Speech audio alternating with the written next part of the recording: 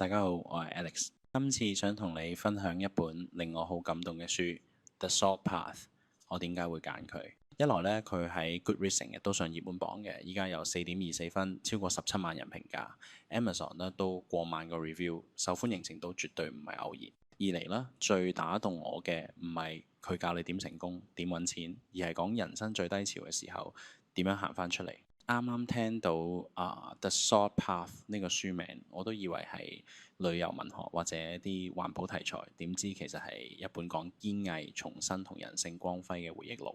睇完之後呢，有啲嘢真係落咗心入邊，唔容易刪。Raynor Wing 本身係一個普通中產媽媽，冇特別背景，唔係專業作家，但係佢喺50歲嗰年面對咗人生3重打擊：破產、冇咗屋企、老公 Moth 仲被診斷出絕症。喺冇錢冇地方住嘅情況下，佢哋決定咗一件好癲嘅事，孖住個背囊行晒英國西南沿海630英里嘅 South West Coast Path。你可能覺得佢哋癲，但係就正正係因為一無所有，佢哋先發現咗自由，重新連接自然，發現人性中最堅強、最有希望嗰部分。Raynor 冇花巧文筆，但係字字真誠，句句刺心，令人一睇停唔到。如果你最近覺得生活灰灰地，方向唔清，呢本書可能會係你心靈嘅充電站。佢哋喺48個鐘頭入邊失去一切，因為朋友投資失敗、破產，法院逼佢哋遷出住咗20年嘅屋。同時 Moth 被診斷患有罕見絕症。原本兩個人住得好嘅地，一夜之間變成無家可歸。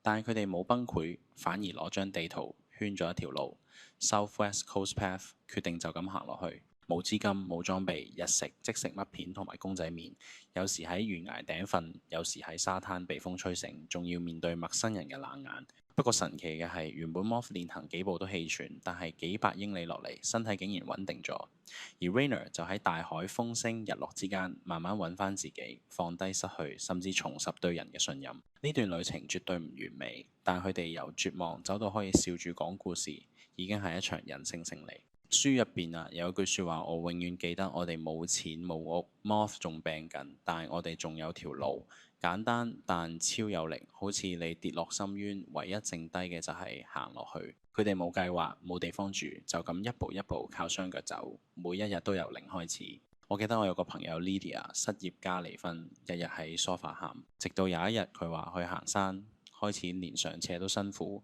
但行住行住。2個月之後，佢話山徑冇捷徑，但總有出口。呢句同 The Sword Path 想講嘅一樣，就係你行一步就會改變嚇。咁所以如果你而家迷失，唔好等裝備齊晒，唔好等準備好，試下每日行一步，邊行邊揾方向，你會發現其實你已經離起點好遠。Raynor 同 Moth 並唔係去旅行，而係用身體赤裸裸感受大自然，冇豪華度假村，得腳底踩緊泥，風吹雨打。但就喺最冇擁有嘅時候，感受到最多豐富。Raynor 講佢喺 Clough Valley 嗰段海岸啦，大浪震耳欲聾，但係佢話覺得自己被自然擁抱，唔再係社會角色，唔再有身份標籤，就淨係一個人對住世界。咁純粹，我成日覺得人喺城市會麻木，但係只要去山邊、去海邊，心會慢慢校準翻，好似手機 search 翻 network 咁。其實試下行下山，聽下浪聲，唔聽歌，唔玩手機。靜10分鐘，你會醒悟，原來世界一直冇變，係我太亂。好多人會覺得Raynor 咁慘，行海岸有乜用？但事實係就係呢條路將佢哋由冇用變成有故事、有希望嘅人。Raynor 寫咗《The Sword Path》入圍 Costa Book Award，變成暢銷作家。Moth 都唔係即刻病死，仲陪佢行多一段路。後來仲出咗續集。就好似有啲門閂咗啦，其實係逼你發現另一條新通道啦。